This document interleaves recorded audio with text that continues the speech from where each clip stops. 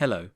Tonight we begin at the very beginning, the place where even silence was still learning how to be quiet. So, before we begin, take a moment to like the video and subscribe if you'd like to hear more stories like this. And if you feel like sharing, tell me in the comments where you are and what time the night has found you there. It's nice to think of the same words settling over different rooftops. Now, dim the lights, take a deep breath, and let tonight's journey unfold around you. Imagine a darkness, warm, soft, endless, the kind that holds you the way warm water holds a drifting leaf. In that darkness rests a single golden egg, small enough to fit in your two hands, yet large enough to carry every tomorrow that will ever come. It floats, slowly, slowly, rocking the way a cradle rocks, long after the child has fallen asleep. This is Hiranyagarbha, the golden womb the ancient hymns remember first. Nothing is outside it yet. No sky, no earth, no rivers running silver under moonlight.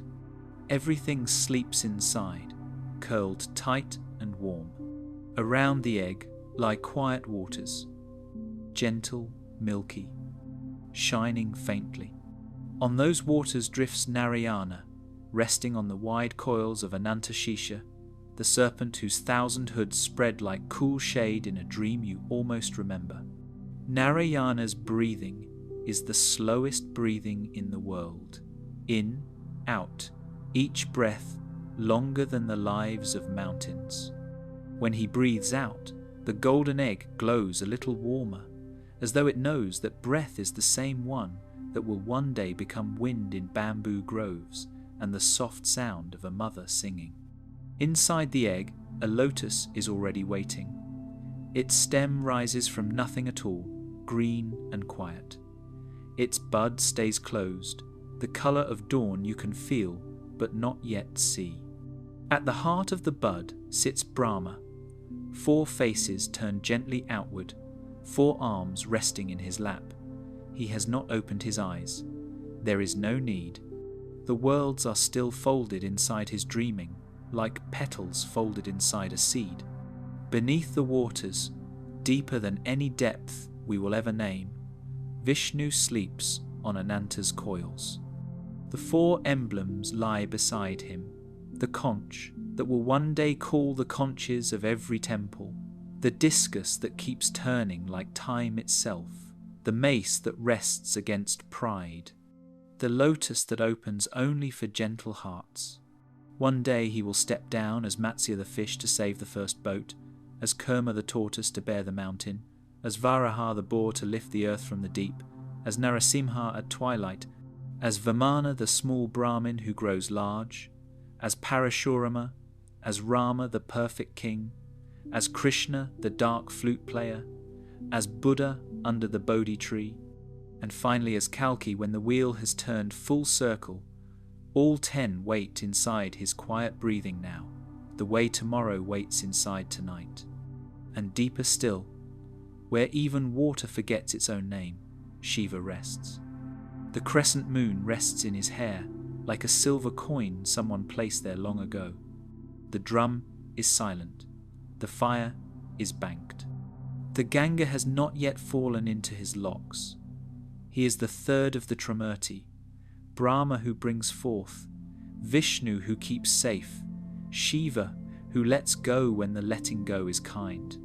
Tonight the 3 are one single warmth inside the golden egg. The egg rocks again, softer than a sigh.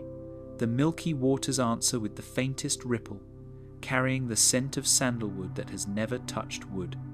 Somewhere in that ripple sleeps the Kshirasagara, the ocean of milk that will one day be churned with Mandara mountain and Vasuki the serpent king as rope. Amrita will rise then, cool and shining, and the gods will drink quietly while the moon watches. Everything is ready, yet nothing moves. The old books say creation waits the way.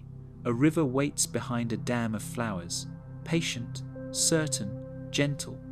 Narayana turns a little on the serpent's coils. His hand rests over his heart, and beneath that hand sleeps the syllable Om, round and perfect as a dewdrop. When it stirs, it will become every sound the world will ever make, every bell at dawn, every footstep on a temple floor, every quiet name lovers whisper when the lamps are low. The golden shell has grown thin now, almost like warm breath on glass. Through it, you can see the lotus clearly, the closed bud, Brahma's calm faces, the hands resting without holding. One hand lifts, slow as honey, and touches the inside of the shell. Where the palm rests, the gold melts into soft light, ready to open the way dawn opens without ever breaking the night. Outside, the milky ocean has widened until it touches the edges of nothing and turns back on itself. Tiny waves make the sound of distant bells, soft, softer, gone. In those waves glimmer pictures that will one day be stories. The glowing city of Amaravati not yet built, the dark forest where Sita will walk barefoot, the green hill Govardhana lifted on a small hand, the battlefield where Arjuna's bow will hang heavy, the quiet riverbank where the earth will open like a mother's arms. They appear for a breath, then sink again, the way dreams sink when morning is still gentle and far. Shiva smiles in his sleep. The moon in his hair brightens just enough to paint a silver line along the edge of the egg. Where silver touches gold, the first horizon is born. Quiet, perfect, waiting. Brahma's lips part a little. He dreams of Saraswati before the Veena, of Lakshmi before the lotus, of Parvati before the mountain laughed. All the mothers, all the music, all the mountains rest inside his dream like children sharing one blanket. Ananta shifts his coils, and the movement rocks the egg the way a father rocks a cradle without waking the child. Vishnu's fingers curl, already knowing the weight of the plough, the bow, the flute, the sword. He will carry when the time is right. The 10 avatars breathe with him, slow, slow, and still the egg floats, still the darkness loves it. Still the lotus waits inside, breathing the same slow breath Narayana breathes on the quiet waters outside. In that shared breathing, the oldest promise is made without words. Whatever is born will be cherished exactly as long as it needs cherishing, and when its time is over, it will be folded back into the same golden warmth it came from. The wheel turns, yes, but it always turns home. For now there is only the rocking, only the warm glow, only the golden egg held in darkness that will never let it fall. The lotus waits, breathing, breathing. The golden egg has been rocking for longer than any river has ever run, rocking gently, the way a boat rocks when the lake has forgotten every shore. Then, the softest change. Not a crack, never a crack, only a thinning, like warm breath on a winter window. The shell becomes light, holding itself together, quiet and patient. Inside, Brahma opens his eyes. 4 faces open at once, slow and calm, the way 4 lotus petals open when the first warmth of morning finds them. He looks around, and there is still nothing to see.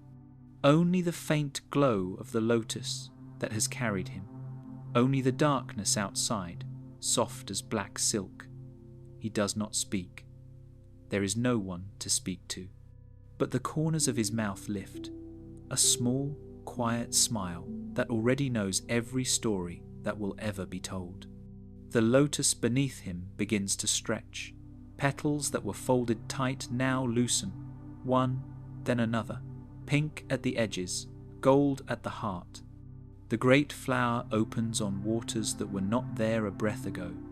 Its long green stem rises straight and still from the navel of Vishnu, who sleeps far below on the coils of Ananta Shesha. A single thread of golden light links the sleeper to the waker, thin as moonlight, strong as every promise ever kept. Brahma sits at the center of the open lotus, hands resting on his knees.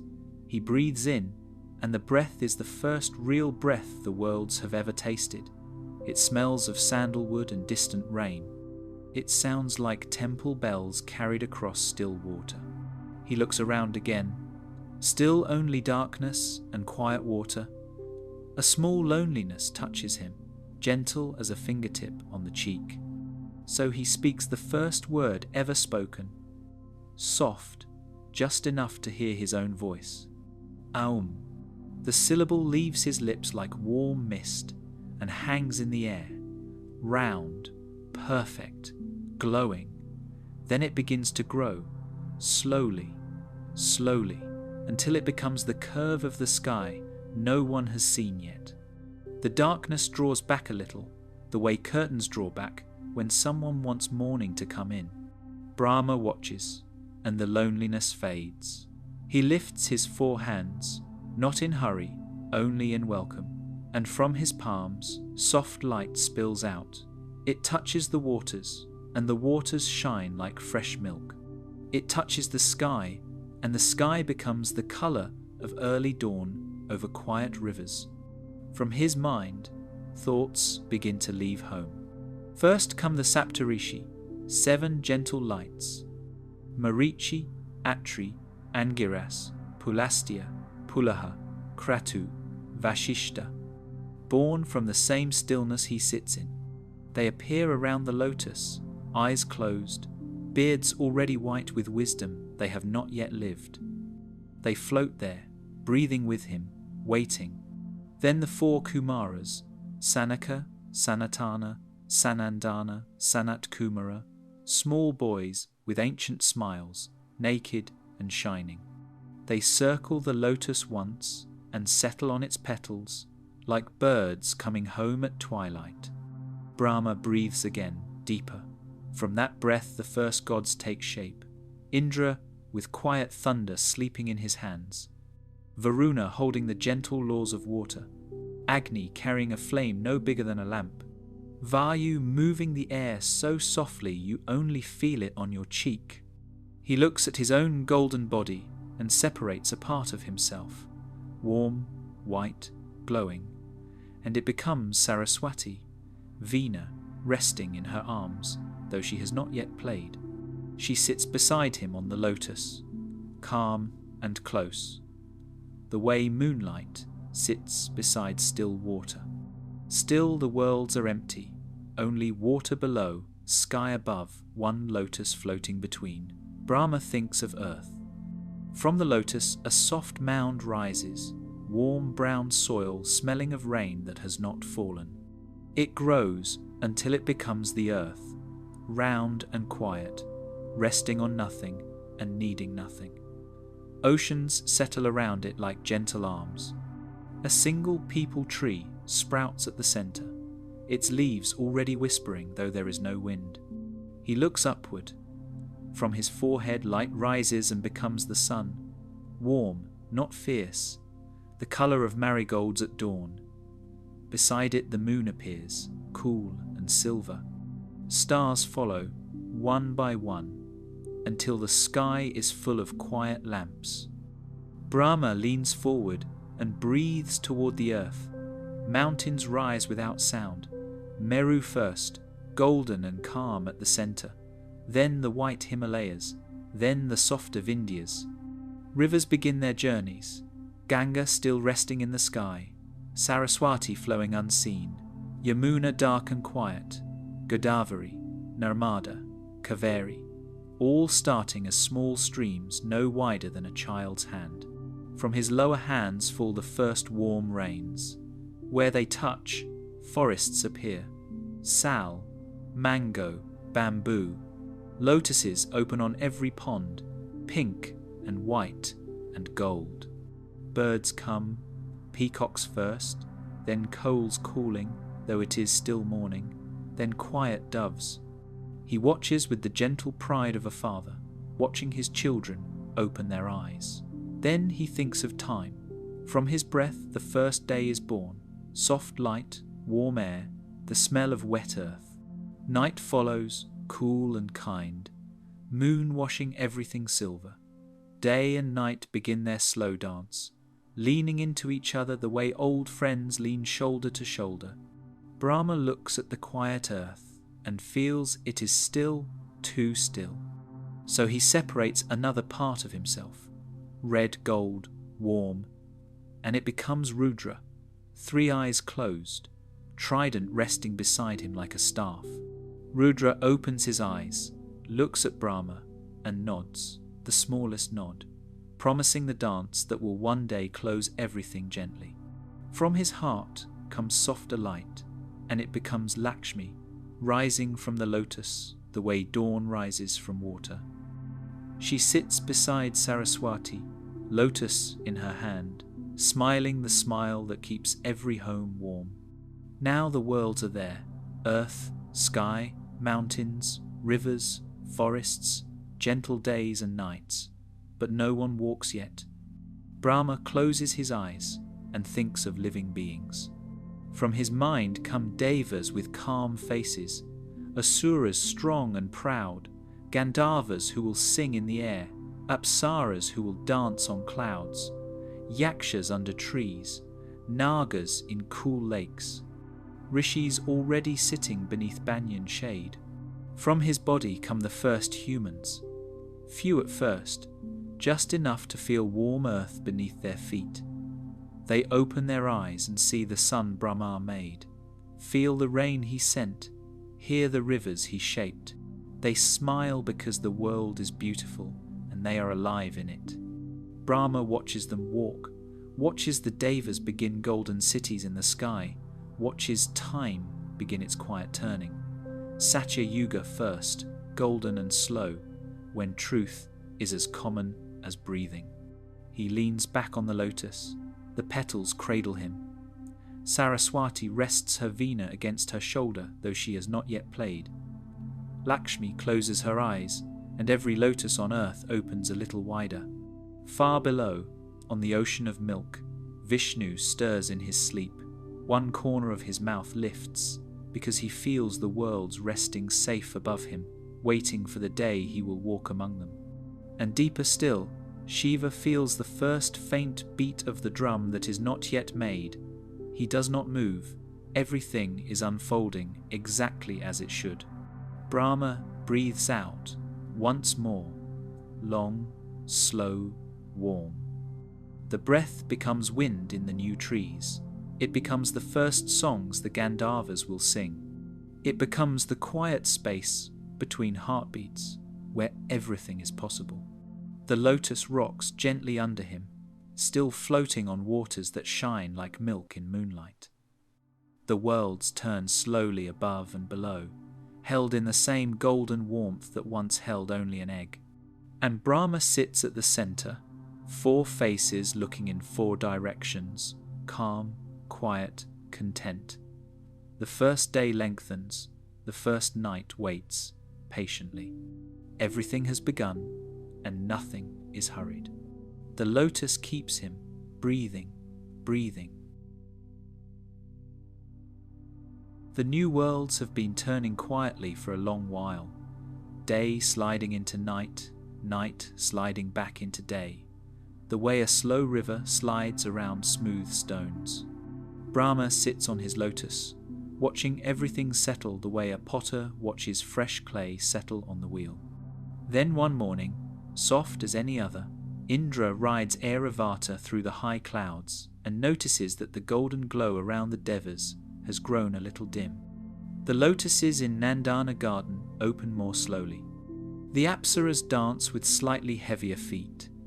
Even the wish-giving cow Kamadhanu gives milk that tastes a little thinner.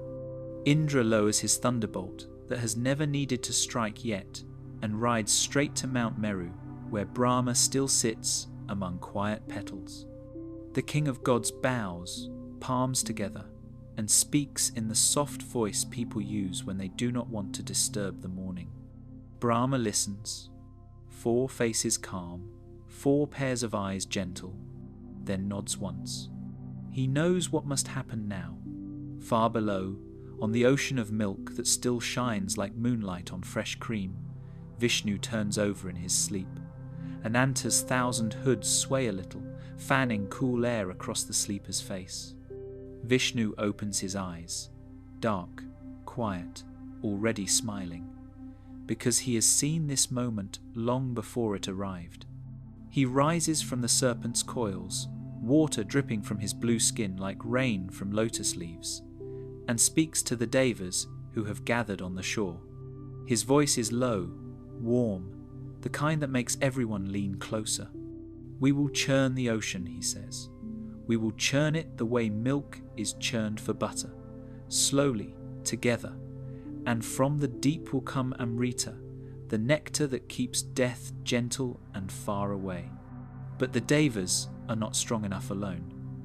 So Vishnu looks across the quiet waters to where the asuras live in the lower worlds, proud and powerful, their cities glowing red gold beneath the earth. He sends Garuda, wings folded soft as dusk, carrying the message, "Come, cousins, there is work for all of us, and a prize bright enough to share." The asuras come. Bali leads them, tall and calm, eyes steady. They bow to Vishnu on the shore of the Kshirasagara, and no one speaks of old quarrels today. Mandara mountain is chosen as the churning rod. It stands golden in the distance, covered with gentle forests and quiet streams. The mountain lifts itself, slowly, slowly, the way a sleepy child lifts an arm to be carried. Kurma, the great tortoise, slips beneath the waters. His shell is wide and warm, shining like a dark moon. Mandara settles on his back without a sound. Kurma smiles beneath the weight, because this is the second time he has carried the world, and he is glad to do it again. Vasuki, king of serpents, offers himself as the rope. He coils around the mountain, head toward the asuras, tail toward the devas, long body shining like a dark river of jewels. The 2 sides take hold, devas at the tail, asuras at the head, feet sinking gently into warm sand. Vishnu stands in the middle, one hand resting on Vasuki's hood, steadying everything. His smile never leaves his face. They begin to pull, first one side, slow, slow, then the other. The ocean answers with a soft sigh, milk turning to cream, cream turning to butter, butter turning to something deeper. The sound is low and steady, like distant temple drums heard across still water. Back and forth, back and forth. The mountain turns on Kurma's calm back. Vasuki's breath grows warm from the effort, steam rising gentle and white. Vishnu presses cool hands along the serpent's scales whenever the heat grows too much, and Vasuki lowers his hoods in thanks. Hours pass, or years. Time is soft here. The devas sing quietly under their breath, old hymns that keep their arms steady. The asuras answer with low songs of their own, deep as evening. Then the first gift rises. A warm cloud drifts up from the churning milk. Surabhi, the wish-giving cow, eyes gentle, milk already dripping from her udder like moonlight.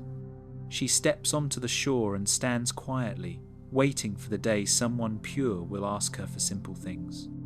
Next comes the pale horse Ukcheshravas, white as fresh foam, mane flowing like water. Then Kaustuba, the jewel that will rest forever against Vishnu's heart, glowing soft ruby. The ocean keeps giving. Varuni, goddess of wine, rises laughing quietly, cup already full. The Parijata tree follows, covered in flowers that never fade and smell of night-blooming jasmine. Then the Apsaras, soft-footed, lotuses in their hair, smiling at everyone. A cool wind moves across the shore.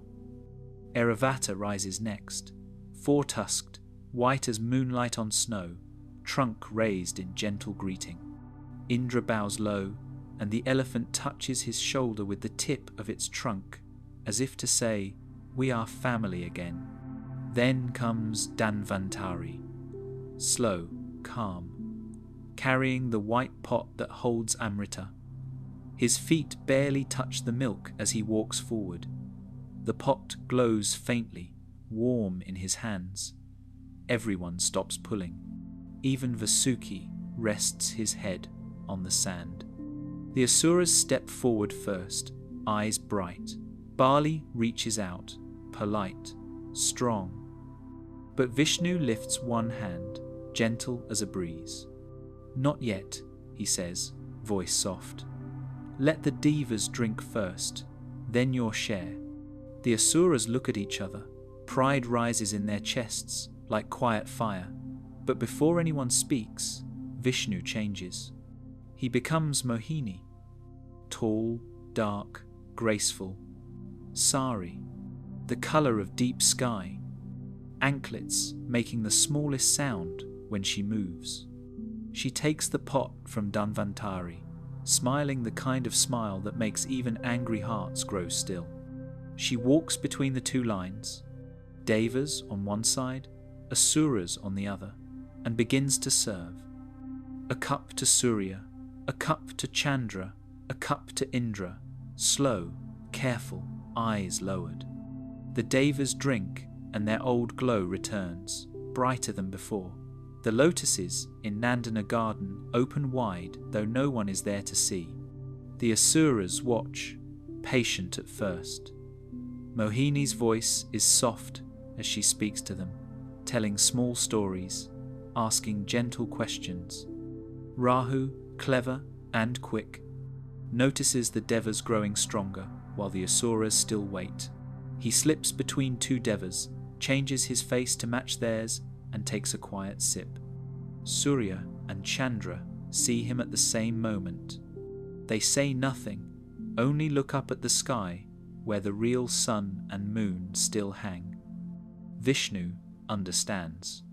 In one breath, Mohini is gone, and Vishnu stands there again, hand already raised. Rahu feels the nectar slide down his throat, sweet, warm.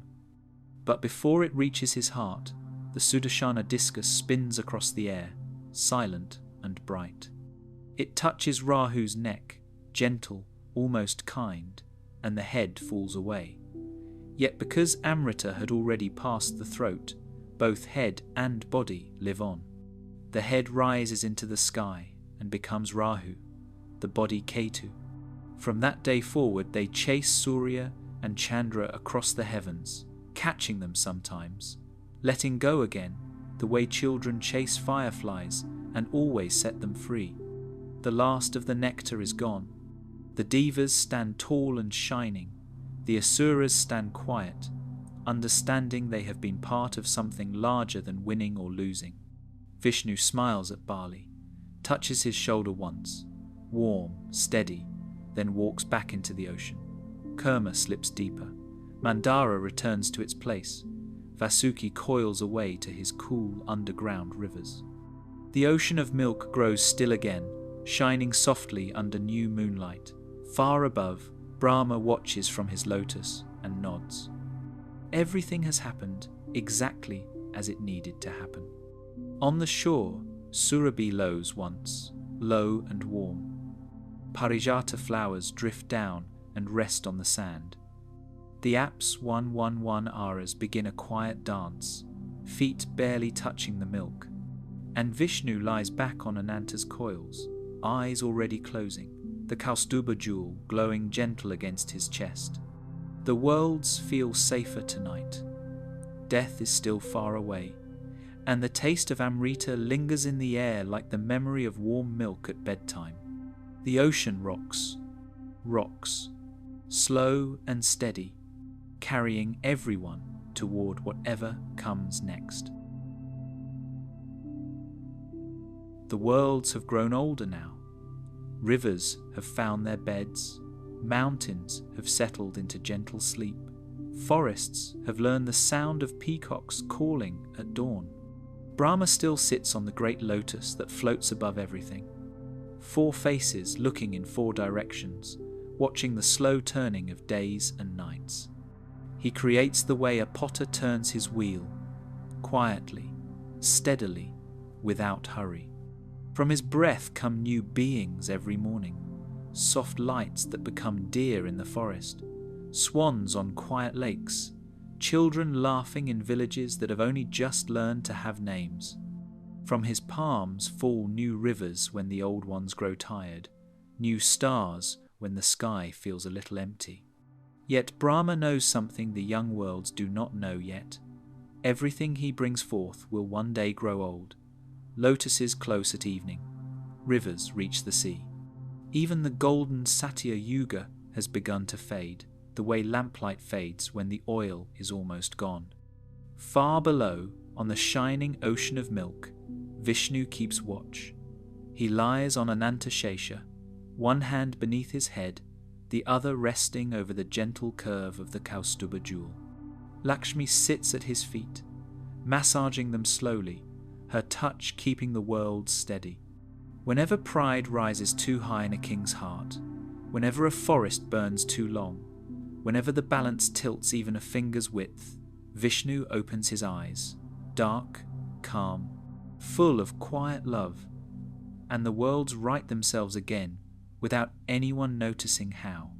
He preserves the way a mother preserves warm milk for her child, carefully, patiently, tasting it now and then to be sure it is still sweet.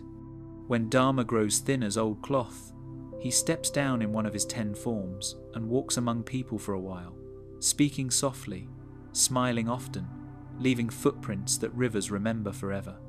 And deeper than deep, where even the ocean of milk forgets its own name, Shiva waits. He sits on a cool slab of Himalayan stone, legs folded, eyes half closed. The crescent moon rests in his hair like a silver coin someone placed there long ago and never took back. Ganga sleeps above him, quiet river coiled in his matted locks, waiting for the day she will fall. The trident stands beside him, 3 points gentle in the moonlight. The drum is silent. The fire is banked. Nandi the bull lies nearby, head on his paws, breathing slow. Shiva does not create. Shiva does not preserve. Shiva waits to unmake, but his unmaking is never cruel. It is the way night unmakes day, so morning can come again. The way sleep unmakes waking, so dreams can arrive. When the time is right, he will open his third eye, soft as dawn, and everything will fold back into the same warmth it came from. Not an ending, only a resting. The 3 of them, Brahma, Vishnu, Shiva, are the Trimurti, 3 faces of the same quiet flame. They move together the way your breath moves. In, hold, out. In, hold, out. Never hurried, never separate. Brahma breathes in and worlds appear. Vishnu holds the breath and worlds stay. Shiva breathes out and worlds grow quiet again. Sometimes Brahma grows tired. One day, after many thousands of his years, he feels the lotus beneath him begin to close. Petal by petal, slow as evening. He understands. His work is done for this kalpa. He folds his 4 hands, closes his 4 pairs of eyes, and sinks gently into the stem of the lotus that carried him from the golden egg. The flower folds around him like warm blankets, and he sleeps the way grandfathers sleep in the afternoon shade, knowing someone else will wake when morning comes again. Vishnu feels the lotus close far below. He smiles in his sleep, turns over on Ananta's coils, and dreams of the next time he will walk the earth, perhaps as a prince with a bow, perhaps as a cowherd with a flute. Shiva feels it too. The crescent moon in his hair brightens a little, as if it already sees the night when everything will rest. He does not move. There is no need. High above the sleeping Brahma, Saraswati plays her veena once, soft notes drifting down like early mist. The rivers hear her and slow their flowing. The forests hear her and grow still. Even the wind listens and forgets to move for a moment. Lakshmi rises from Vishnu's side, walks across the quiet milk ocean on lotuses that open beneath her feet, and places one hand on the closed flower where Brahma sleeps. She does not wake him. She only keeps him warm. The worlds keep turning, but slower now. The way a wheel slows when the potter lifts his foot. Treta Yuga has begun. Truth still walks on 3 legs, but people have learned to argue, to want, to forget a little. Kings build palaces of red stone. Sages sit under banyan trees and speak of Dharma that is growing thinner every day. Vishnu opens his eyes from time to time, looks at the earth, and sends small reminders. A quiet dream to a king, a gentle rain when pride has burned the fields too long, a child born in a small city who will one day carry a bow no one else can string. Shiva waits. Sometimes Parvati comes and sits beside him, mountain-born, smiling, her laughter soft as distant bells. She leans her head against his shoulder, and he lets her. The bull Nandi lifts his head, looks at them both, and lowers it again. Ganga moves a little in Shiva's hair, dreaming of the day she will fall and wash the feet of the world. The 3 great tasks go on, creating, preserving, dissolving, like the slow breathing of something far larger than any of us. When one Brahma sleeps, another is already dreaming inside a new lotus, waiting for the next golden egg to rock open. When one cycle ends, another begins without sound, without hurry.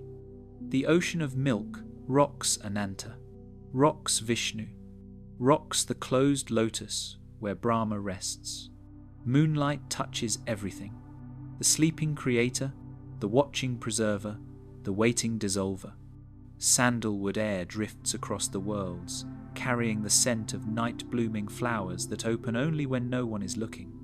Everything is held, everything is safe, everything moves in the same gentle circle. Birth, life, rest. Birth, life, rest. The way your own breath moves while you listen to this story. Far away and very near, the closed lotus rocks on quiet waters. Rocks, rocks, carrying Brahma toward whatever morning waits beyond this one. And the 3 who keep balance breathe together, slow, slow, never apart. The worlds have grown even older now. Forests have thickened, cities have learned to shine at dusk, and the great river Ganga still waits in the sky, quiet and shining, coiled like a silver thread inside a crystal bowl. She was born when Vishnu, in his Vamana form, took 3 small steps across the universe. On the 3rd step, his left foot pressed gently against the shell of the cosmic egg, and a single drop of water fell from the nail of his toe. Cool, clear, endless. That drop became Ganga, the river who washes away every sorrow she touches.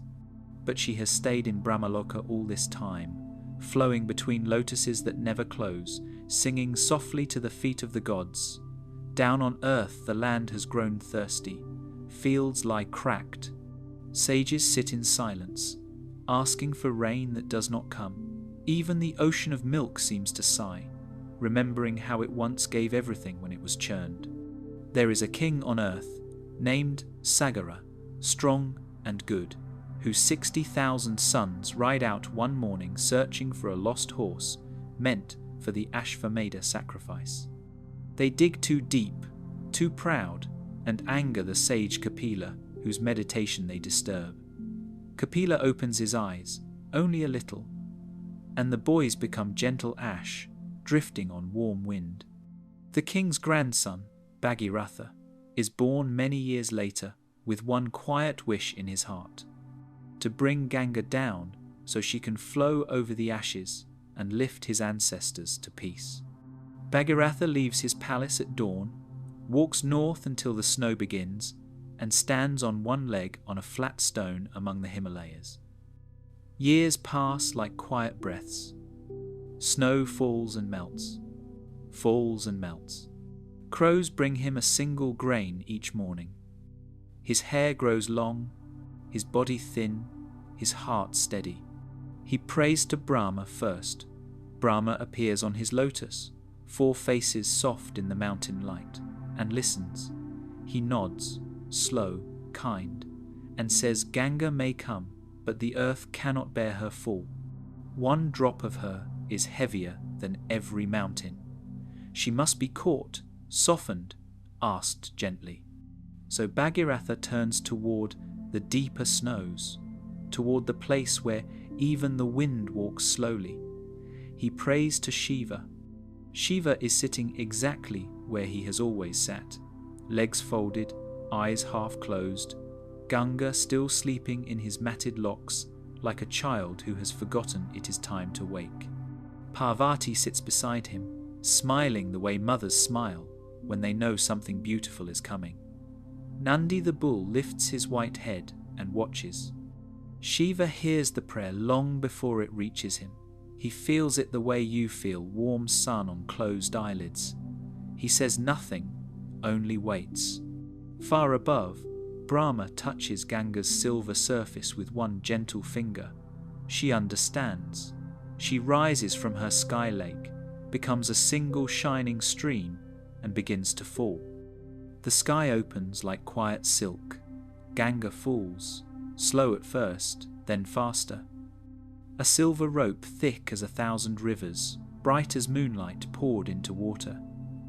The stars move aside. The wind forgets to blow. Every sage on every mountain looks up and feels the air grow cool and sweet. She falls toward earth, singing the way only falling water can sing. Clear, endless, happy to be moving at last. Bhagiratha stands below on his stone, one leg still raised, eyes calm. He does not move, he trusts. Shiva waits on Kailasha, unmoving, hair spread across his shoulders like dark clouds after rain. Ganga reaches him, reaches the thick locks that have never known a comb, and instead of crashing through, she is caught. The river slips between the tangled strands, slows, circles, rests. 1,000 small streams weave themselves into quiet braids. The force that could have shattered mountains becomes soft as warm milk. Shiva sits perfectly still. Only Parvati sees the tiny smile at the corner of his mouth. Ganga laughs inside the locks. A small, happy sound, delighted to be held so gently. She plays there for 1 year or 100 years. Time is soft in Shiva's hair, learning how to be gentle too.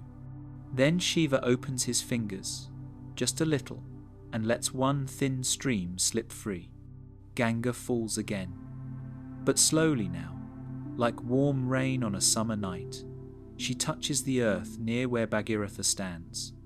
He lowers his leg at last, bows low to the mountain no one can see, and begins to walk south.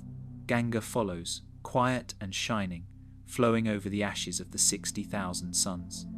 Where she touches them, they rise, soft lights, smiling, already forgiven, and drift upward like sparks from a gentle fire. She keeps flowing, filling dried riverbeds, waking sleeping lotuses, washing the feet of sages who have waited lifetimes for her touch.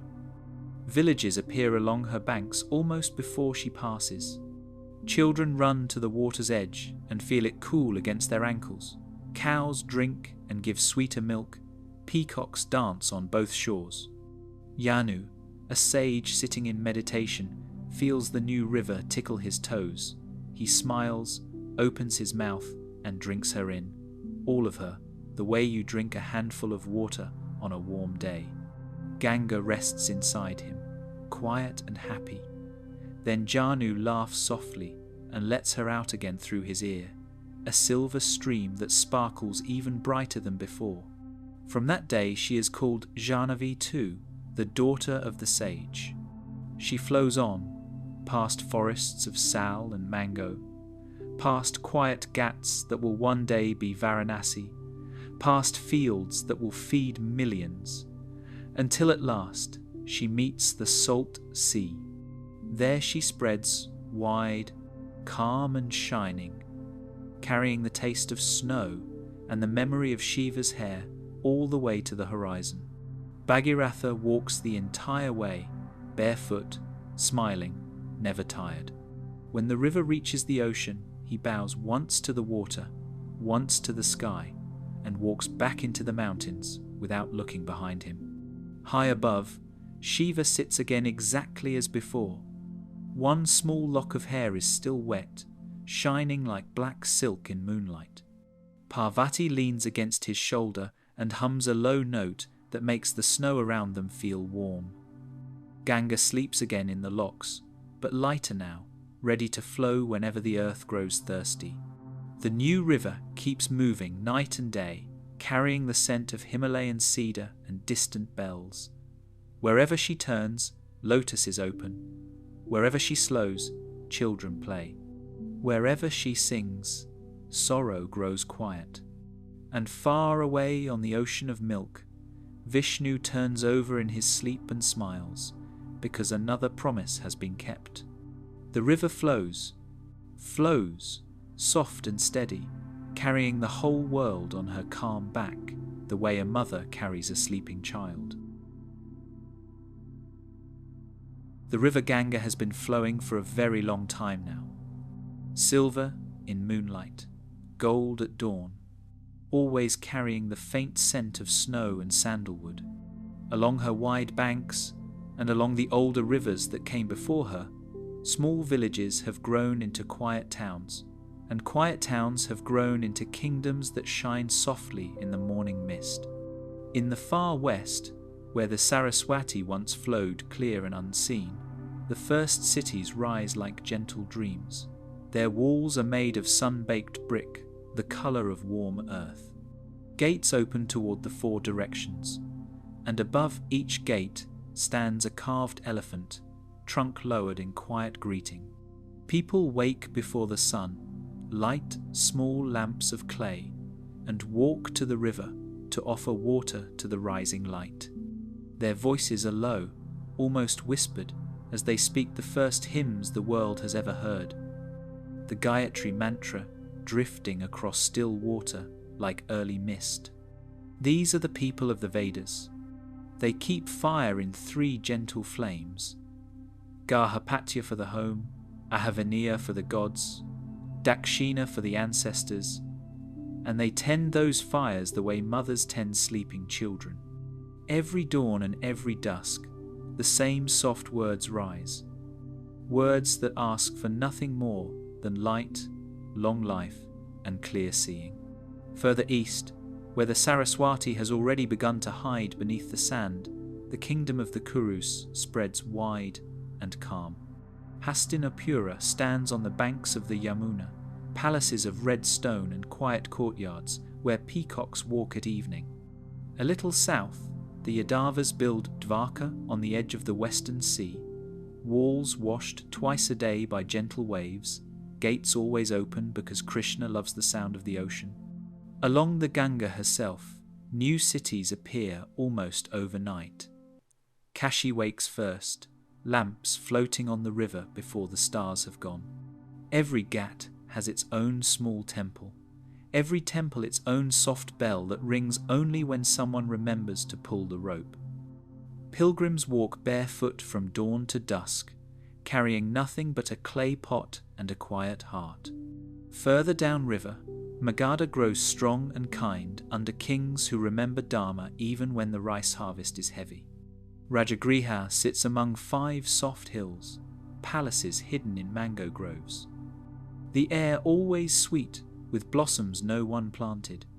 In the south, the Pandya and Chola kings build cities of white stone beside the quiet Kaveri, Temples rise slowly, stone by stone, each carving telling a story someone's grandmother already knew by heart. At night, the temple drums speak low across the water, and the river answers with small waves that sound like distant bells. Everywhere, people live inside the same slow rhythm. They wake when the first bird calls, offer water to the sun, feed the household fire, milk the cows that still remember Surabhi's gentle eyes. Children learn the Vedas by listening, not by reading. Sitting cross-legged in the shade while their teacher's voice rises and falls like warm wind in bamboo. The 4 Vedas, Rig, Yajur, Sama, Atharva, live in those voices, passed from mouth to heart, the way lamp flame is passed from one clay bowl to another. The 4 ashramas guide every life without anyone needing to speak the names aloud. First brahmacharya, young boys and girls walking to the guru's hermitage at sunrise, carrying only a small wooden bowl and a soft cotton cloth. They learn silence before words, service before asking, how to sit still long enough for a butterfly to land on their hand. Then grihastha, marriage, the lighting of a new household fire, the smell of the first meal cooked for guests who arrive without warning. Children are born, cows are tended, fields are ploughed with bulls whose necks are decorated with small bells. The householder offers 5 great sacrifices every day, to gods, to ancestors, to sages, to guests, to all living beings, and the house stays warm because of it. Later comes vanaprastha, husband and wife walking together into the forest, when the first grey hair appears, building a small hut of leaves and mud, eating only what the forest gives, speaking less and less, until silence feels like home again. And last, sannyasa, the staff, the single cloth, the colour of sunset, the quiet walking from village to village, sleeping under trees, owning nothing but the name people no longer use. All 4 stages happen without hurry, the way seasons happen. No one is left behind, no one is pushed ahead. The 4 varnas live side by side, like 4 different flowers in the same garden. Brahmins wake earliest, voices soft with morning mantras. Kshatriyas ride out at dawn to keep the borders gentle. Vaishyas tend the markets where rice and cloth and small brass lamps change hands with quiet smiles.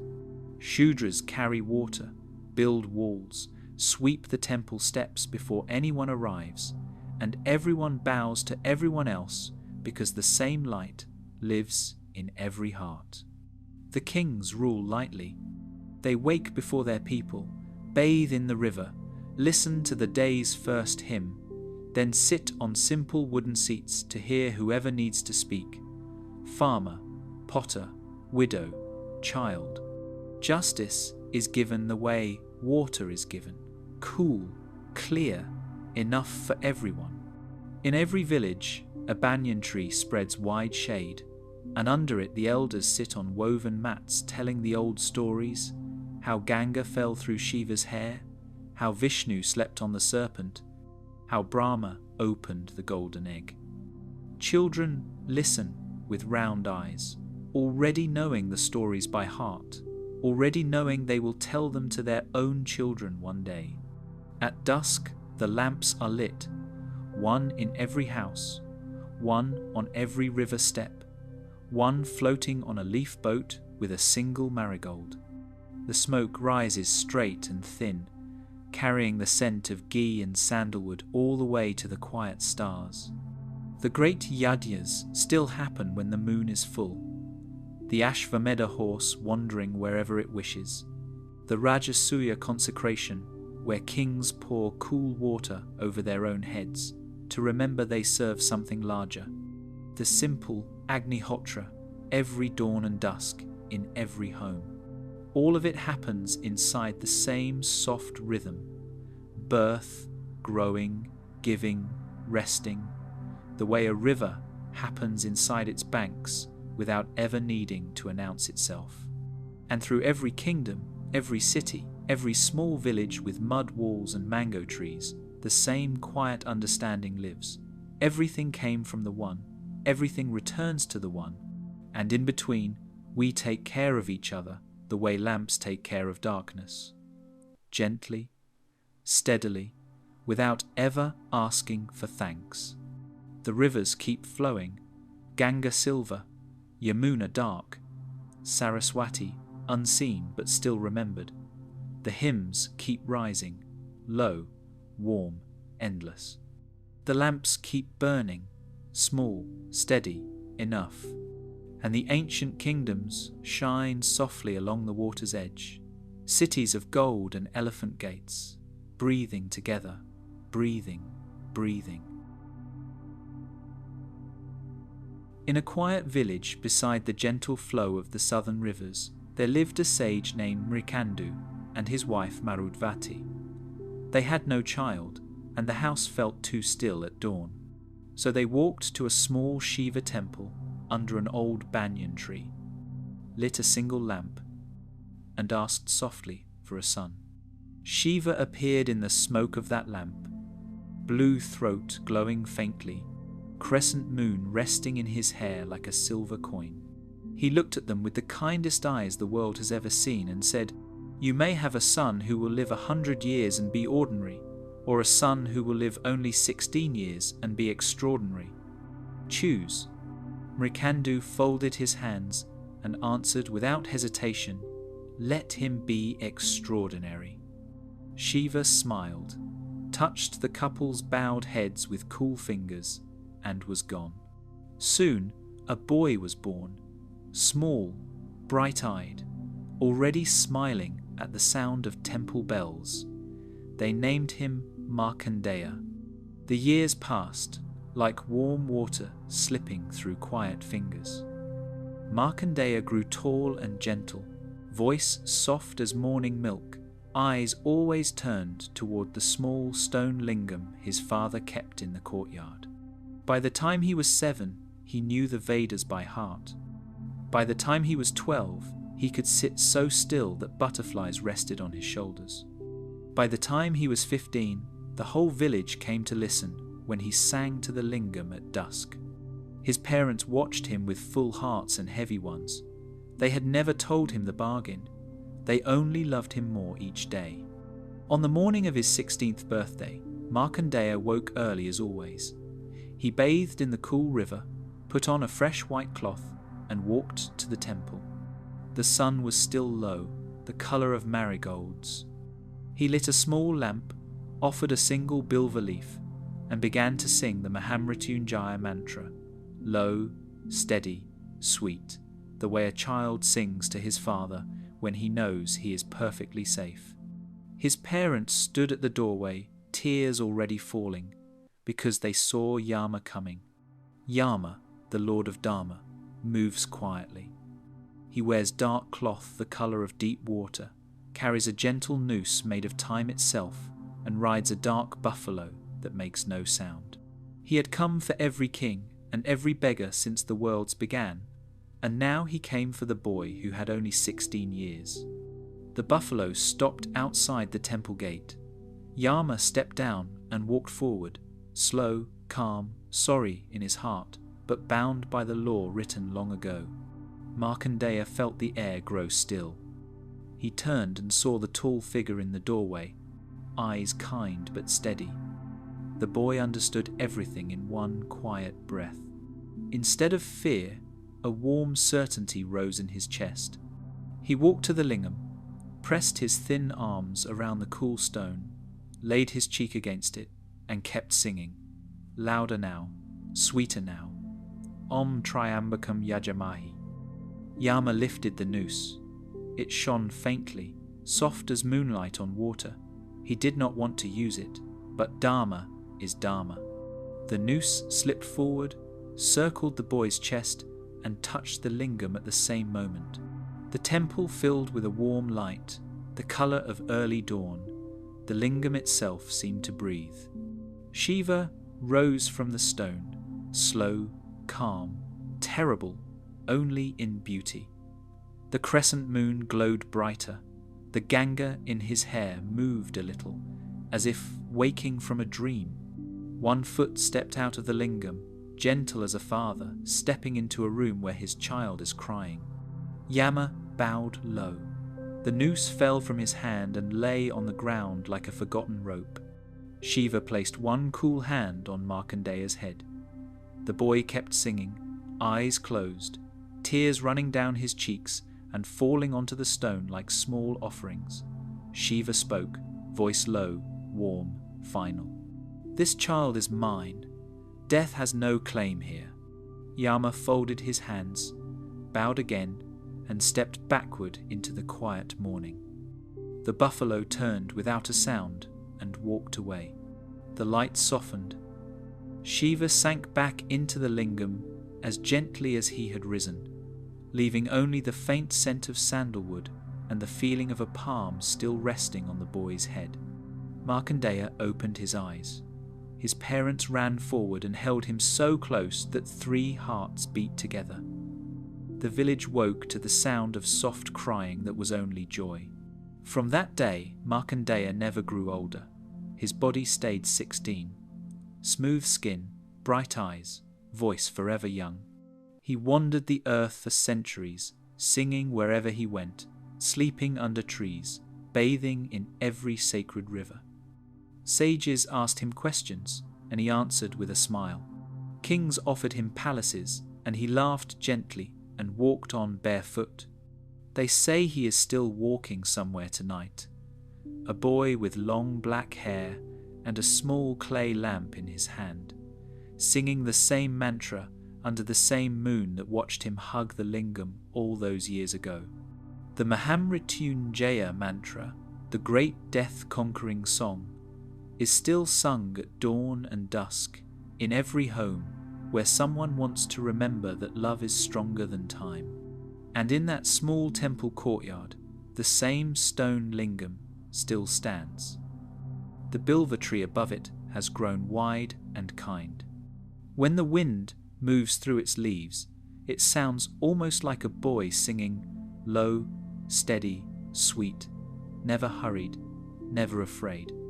The lamp still burns there every evening, lit by hands that were not alive when Markandeya was 16. The flame is small, steady enough. And somewhere, Shiva sits perfectly still on Kailasha, one hand raised in the gesture that means fear not, smiling the smallest smile, because one boy once held on to him and refused to let go. The mantra drifts across quiet waters, across warm fields, across centuries of sleeping villages, soft, softer, carrying every heart that listens back to the same safe place. Om Triambakam Yajamahe, Shugandim Pushtivardhanam, Urvarukamiva Bandhanan, Mrityor Mukshya Mamritat. The boy keeps singing, breathing, breathing. The city of Ayodhya has never been more beautiful than on the morning everything changes. The palace windows are open, soft light falling across marble floors still cool from the night. King Dasharatha walks slowly through the corridors, crown heavy on his grey hair, heart heavier.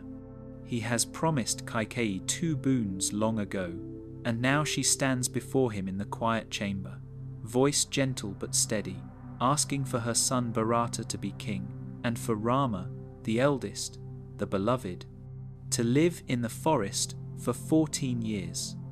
Dasharatha's hands tremble. He cannot speak. The words stick in his throat like dry rice. Rama hears the news in the garden, sitting beside Sita under a flowering Madhavi vine.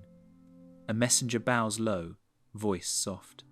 Rama only smiles, the same calm smile he has worn since he was a child, and says, "If it pleases my father, it pleases me." He walks barefoot to his mother Kausalya's room, touches her feet, asks for her blessing the way he has every morning of his life. She holds him close, tears falling warm on his shoulder, but he strokes her back the way a son strokes his mother's back when she is the one who needs comfort.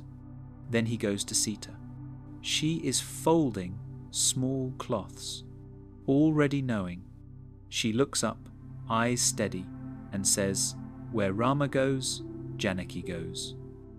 He starts to speak, to tell her the forest is no place for a princess, but she places one finger on his lips and smiles. The forest will be palace enough. Lakshmana stands in the doorway, bow already across his shoulder, eyes bright, with something between anger and joy. "Where Rama goes, Saumitri goes," he says, voice low but certain. Rama looks at his younger brother for a long moment, then rests a hand on his shoulder. No more words are needed. The three of them walk through Ayodhya at dawn the next day. The streets are full of quiet people. No one cheers. No one speaks above a whisper. Women stand with lamps still burning though the sun is rising. Children reach out small hands to touch Rama's feet as he passes. He stops for everyone, touches every small head, smiles the same gentle smile. They leave the city by the northern gate. The road turns to dust, then to grass, then to soft forest floor. Behind them, Ayodhya fades, like a dream you do not want to wake from. They wear bark cloth now, simple, rough, the colour of earth after rain. Sita's long hair is tied with forest vines. Rama carries a small bow made from a single piece of bamboo. Lakshmana walks a little ahead, eyes moving slowly across every shadow. But his step is light. The forest welcomes them the way an old friend welcomes you home after many years. Trees close gently behind them. Peacocks call from somewhere deep.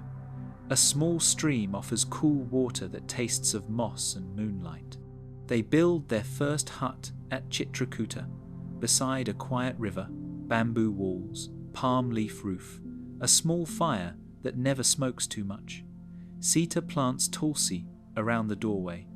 Rama sits each dawn on a flat stone, eyes closed, breathing slow.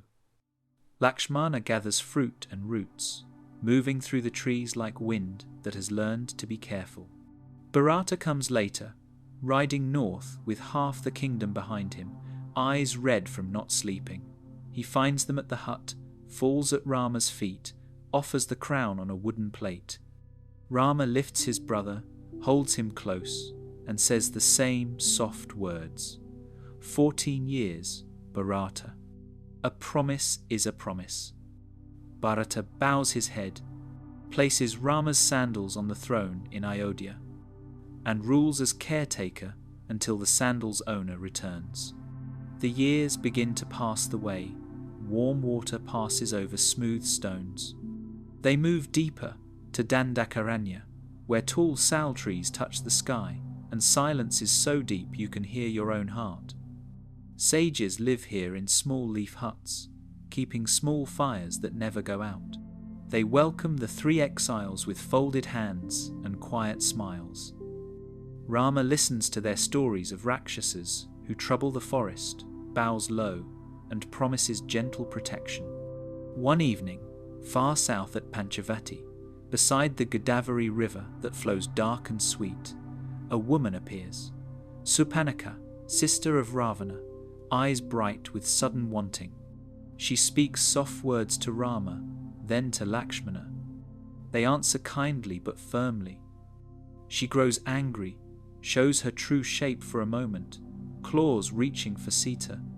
Lakshmana lifts his sword, one quick, clean motion, and her nose and ears fall like red lotuses into the dust. She runs south, crying, blood warm on her face. Far away in Lanka, golden Lanka across the quiet sea, Ravana listens to his sister's tears. His 10 heads turn slowly. Pride rises in him like slow fire. He calls Maricha, who once took the form of a golden deer to trouble the sages. Maricha begs him to leave Rama alone, voice shaking. but Ravana's eyes are already fixed on something no one else can see. Days later, in the forest clearing, a deer appears, golden, gentle, eyes soft as morning. Sita watches it from the doorway of their small hut, hands clasped, voice wondering. Rama smiles, lifts his bow, and follows it into the trees because his wife has asked for nothing in all these years. Lakshmana stays behind, drawing a thin line of ash around the hut, the Lakshmana Rekha, promising Sita no harm can cross while the line remains whole. Rama's arrow finds the deer. Maricha cries out in Rama's own voice, far away, calling for help. Sita hears, heart tight, begs Lakshmana to go. He hesitates, bow, trembling, then steps across the line and runs toward the sound. The hut stands quiet. Wind moves gently through the leaves. Ravana comes as a wandering sannyasi, ochre cloth, staff in hand, voice soft as evening. He stops at the line, cannot cross, asks only for water. Sita steps forward with a clay bowl, kind as always. The moment her foot leaves the circle, the beggar becomes the 10-headed king. He lifts her into the Pushpaka Vimana that waits above the trees like a silent cloud. Sita's voice calls Rama's name once, clear across the forest, then fades as the Vimana rises south. Rama and Lakshmana return to an empty hut, tulsi still growing, fire still warm, but Sita gone. Rama stands very still, bow hanging loose in his hand. Lakshmana stands beside him, eyes wet but steady. The forest holds its breath. 14 years have only just begun, and already everything has changed. Yet even now, in the quiet green shadows, the 3 exiles walk on, barefoot, gentle, certain that Dharma keeps its own promises in its own time, the leaves close softly behind them, breathing, breathing. The war is over. Lanka lies quiet under a soft morning sky. The sea around the island keeps its gentle rhythm, rocking the broken bridges and the fallen banners the way a mother rocks a cradle after the storm has passed. Ravana's great body has been carried away by his own people, and the air smells only of salt and distant sandalwood again. Rama stands on the shore, hair still wet from the ocean he crossed on stones that rose to meet his feet. His bow is unstrung now, resting against a palm tree like a tired friend. Sita walks toward him from the Ashoka grove where she waited, eyes lowered, hands folded, the same quiet smile she has worn since the day she first saw him in Mithila. Hanuman follows a few steps behind. Tail curled, eyes shining with tears he does not let fall. Sugriva, Angada, Jambavan, Vibhishana, all the Vanaras and Rakshasas who fought beside Rama stand in a gentle half-circle, waiting. Rama opens his arms. Sita steps into them. For one long moment the whole world is only 2 heartbeats, finding the same rhythm again. Then Rama steps back, just a little.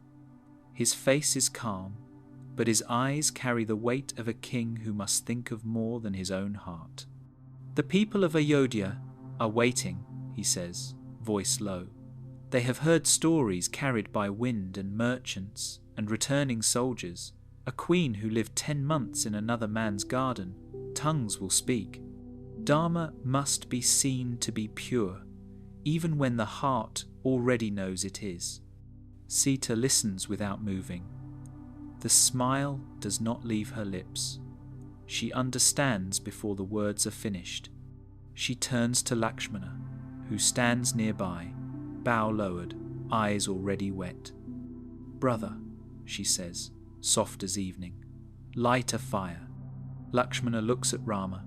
Rama says nothing. Lakshmana's hands tremble, but he gathers dry wood from the beach, driftwood pale as old bones, and builds a small fire that burns clean and golden. The flames rise straight, warm, almost welcoming. Sita walks forward alone. The Vanaras part without a sound. Agni himself waits inside the fire, quiet, patient. She steps into the flames the way a child steps into warm bath water. The fire touches her sari, her hair, her skin, and does not burn. It only glows brighter, the colour of marigolds at dawn.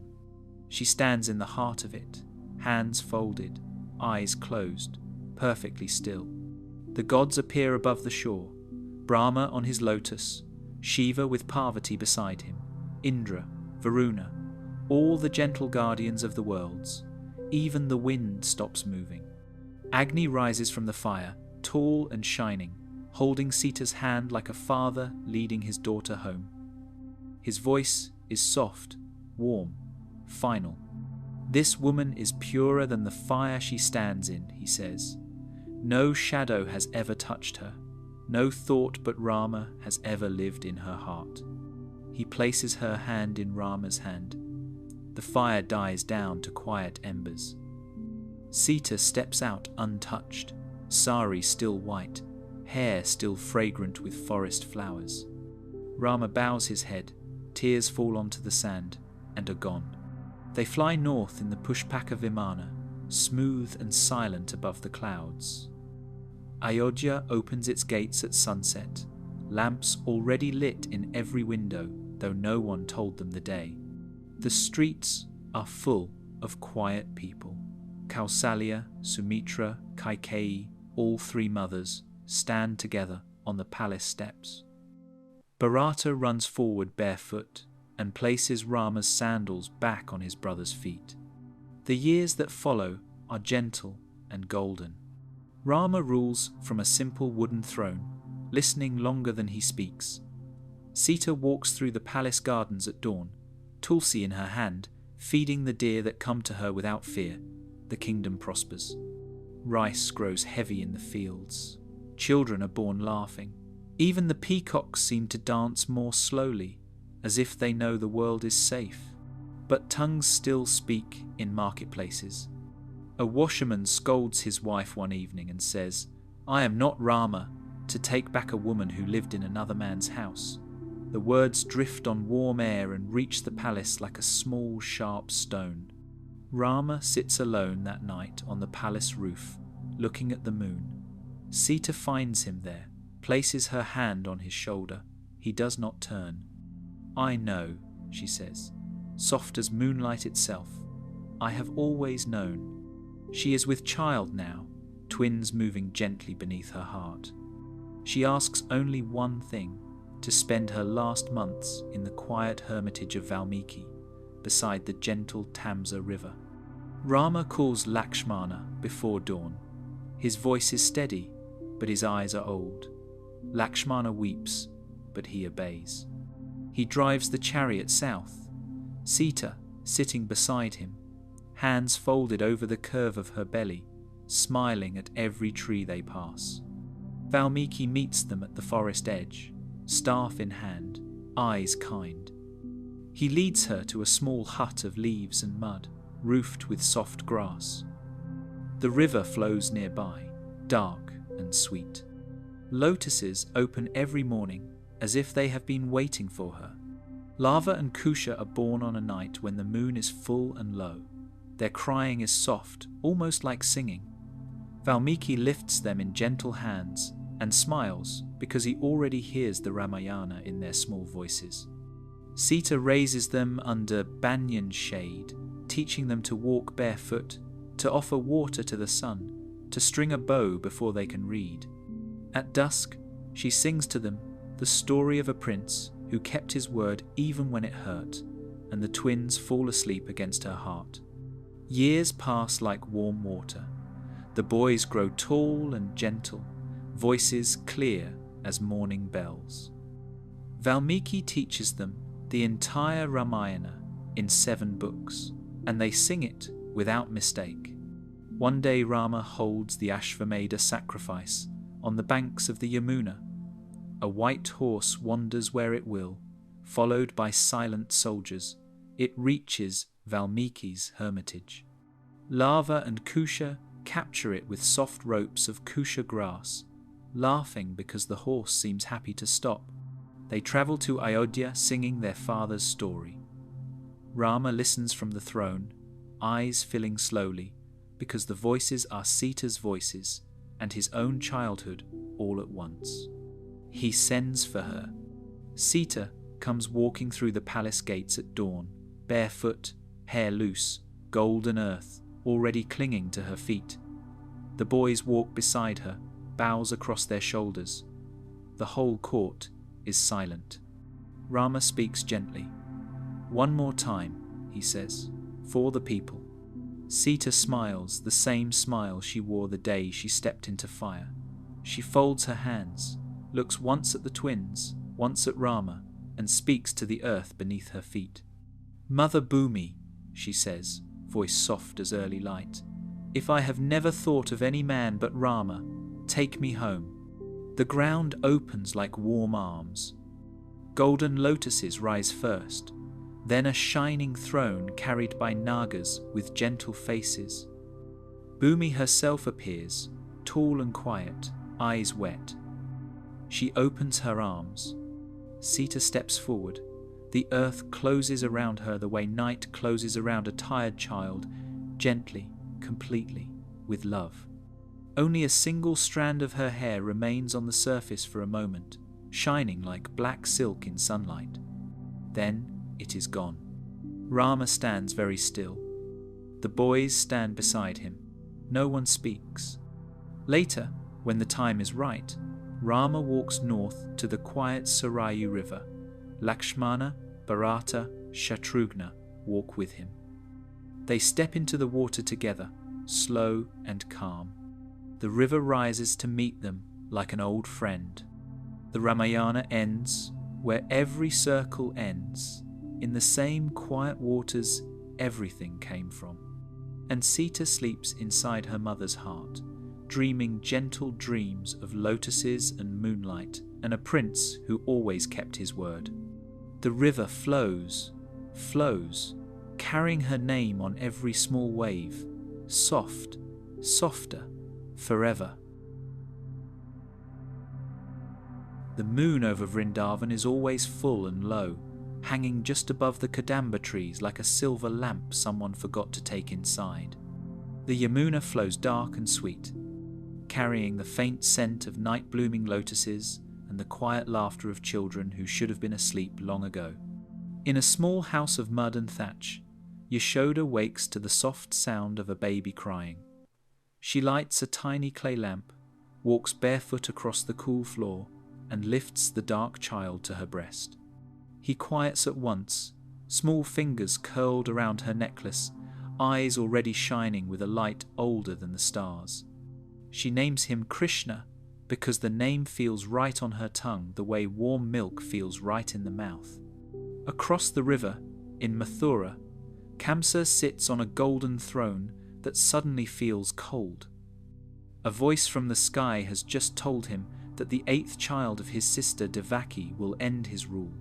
He stands, chains clinking, and orders every baby boy in the land killed. But the guards who come for the 8th child find their hands full of light instead of a baby.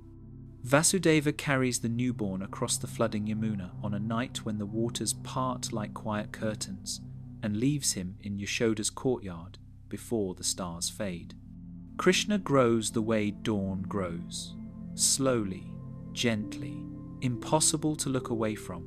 He learns to walk holding Nanda's finger, toddles after the calves, falls in the dust and laughs so hard the cows stop chewing to listen. His skin is the colour of rain clouds just before the first drop falls. His smile makes even the oldest gopi forget what she came to the well for. The butter-churning song begins every morning. Yashoda ties the rope, pulls, sings low and steady. Krishna sits on the floor nearby, watching the curd turn to butter the way he will one day watch the worlds turn. When her back is turned, he stands on tiptoe, small hands reaching into the hanging pots. The butter melts on his tongue like moonlight. The gopis pretend to scold him, but their eyes laugh harder than their voices. Putana comes one evening, breasts full of poison, smile sweet as overripe mango. She lifts Krishna to nurse. He closes his eyes, drinks quietly, and her life leaves her like warm breath on a winter morning. She falls back into dust, gentle and forgiven. Trinavata, the whirlwind, lifts him into the sky the next year. Krishna grows heavy as Mount Meru in the demon's arms, heavier still, until the storm falls like a tired bird and the child drifts down into Yashoda's lap again, smiling, covered in soft dust. The Yamuna itself becomes his playground. He calls the Kaliya serpent who has made the water bitter. Kaliya rises, hood spread, eyes angry. Krishna steps onto the hoods and dances. Feet light as lotus petals, ankles, bells ringing soft and clear. Each step presses pride out of the serpent the way gentle fingers press oil from sesame. Kaliya bows, wives fold their hands, and the river runs sweet again. The gopis love him the way rivers love the sea. They leave their churning, their sleeping children, their husbands' dinners, and walk to the forest when they hear his flute. The sound is low, warm, impossible to refuse. They dance in circles under the same moon that watched him born, feet bare, hair loose, eyes only, for the blue boy who stands in the centre, playing notes that feel like home. One day, Indra grows angry because the cowherds forget his worship. Rain falls heavy and cold for 7 days. The village floods. Cows stand knee-deep in water, calves crying. Krishna walks to the edge of Vrindavan, lifts Govardhana mountain with one small hand, the way a child lifts a flower, and holds it above the village like a gentle umbrella. Rain slides off the slopes, soft as warm water. People and animals stand beneath, safe and dry, looking up at the boy who smiles down at them from the hillside. Indra comes later, riding Airavata, trunk lowered in shame. Krishna touches the god's feet with the same hand that held the mountain, and says only, "Take care of the worlds, uncle. We will take care of the cows." Years drift by like warm milk left in the sun. Krishna and Balarama walk to Mathura when the call comes.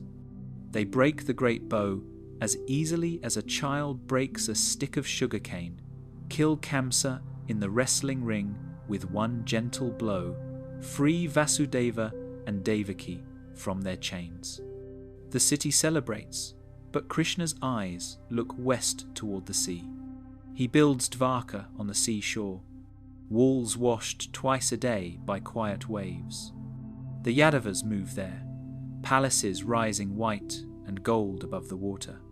Krishna marries Rukmini first, then Jambavati, Satyabhama, and thousands more, yet each queen feels she is the only one when he looks at her. The flute is silent now in Vrindavan. The Kadamba trees wait. The gopis grow old, hair turning silver, but they still leave a small pot of butter on the windowsill every morning, just in case. In Dvarka, Krishna becomes the dark counsellor kings come to when war feels too close. He drives Arjuna's chariot on the field of Kurukshetra, speaks the Bhagavad Gita under a sky heavy with arrows, lifts the Sudarshana chakra only when Dharma needs reminding.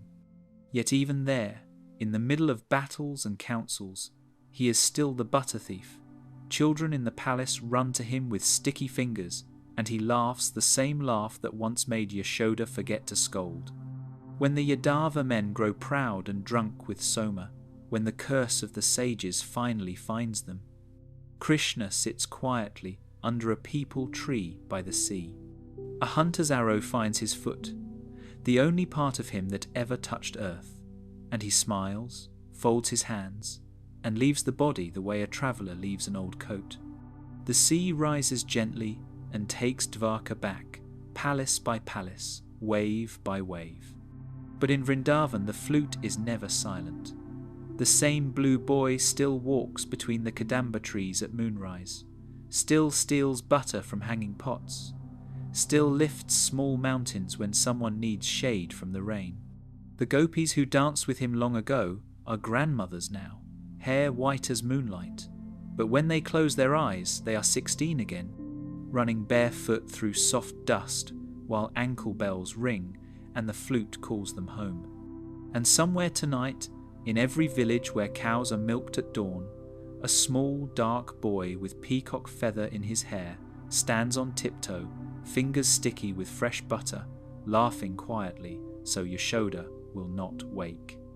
The Yamuna still flows dark and sweet, carrying the faint sound of a flute no one taught him to play, soft, softer, forever.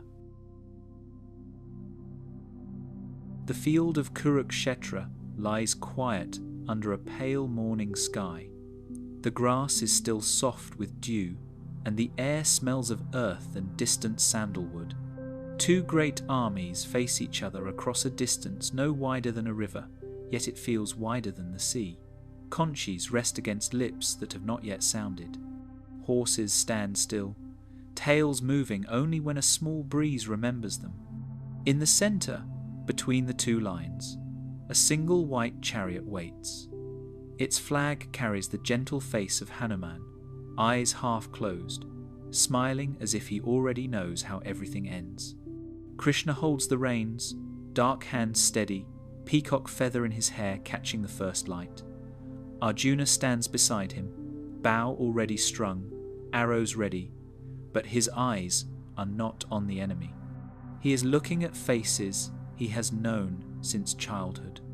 There is Bhishma, white hair shining like moonlight on snow, standing tall though age has bent him a little.